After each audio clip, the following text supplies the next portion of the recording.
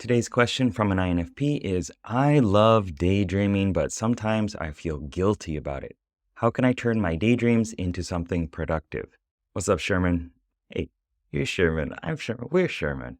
What's up, legend? It's Sherman here from Geek Psychology, where I help INFPs to utilize their personality type to live the life that they want.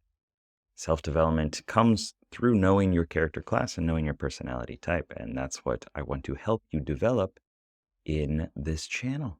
So first, in order to answer this, I think we need to talk about what the importance of daydreaming is. So my perspective on it is one, it is fun. Of course, I love daydreaming. I love imagining different things and saying, what would this person be doing or be like if they had this, or if they were a superhero, and just letting my imagination go wherever it wants to go. That's a lot of fun. But also, I think within our system, within like who we are as people and our psyche, it's there to serve a purpose. Whether it's there to help us innovate and think of things that are outside the meta, outside the normal perspective that we view the world on, or maybe it's there as a sign that something is important. So with emotions as well, if you feel sad, if you feel angry or upset or frustrated or overwhelmed, whatever that emotion is, it's there as a sign saying that, hey, this is something that you need to pay attention to. So I like using that perspective to utilize daydreaming and brainstorming as something that's there to serve us.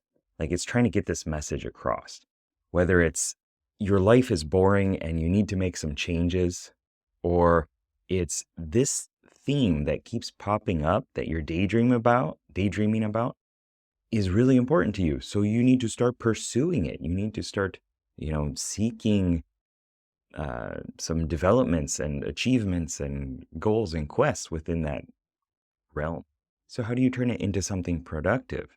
Doing some creative process with it is the best thing that you can do. So instead of keeping it in idea space, is to actually like put it down on paper, to make something of it, to make the music that accompanies it, to make a video, to write a short story, to turn it into an interpretive dance.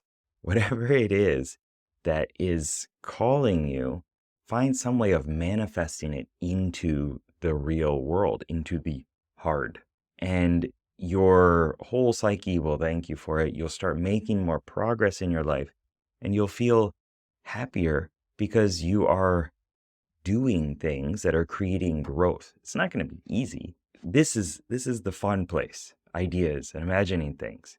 Putting it into a tangible, sensory-based, realistic thing is not the most pleasurable thing that you could do. But the rewards that come from it are extremely high. The treasure that you get, the loot drops from actually making the thing and releasing it, if that's the metaphor that you want to use, is extremely rewarding. Sharing your stories on social media somewhere, making a short little video about it. It's going to feel uncomfortable, but that's how you turn those daydreams into something productive and something that's going to serve you in your future, that can act as a little like marketing representative for you, to get other people to, be interested in you and your craft, your ideas. You might not think that you want that.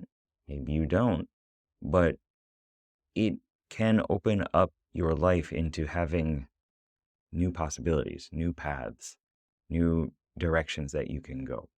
And I think that's a really good thing that you can do with daydreaming, and just the obvious but true point of turning it into something tangible.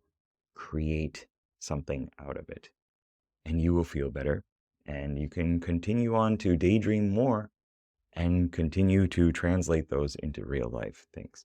So stop thinking of it as time wasted and start thinking of it as a push to get you to do something with that creative space that is outside of your comfort zone, that is going to stretch you to grow.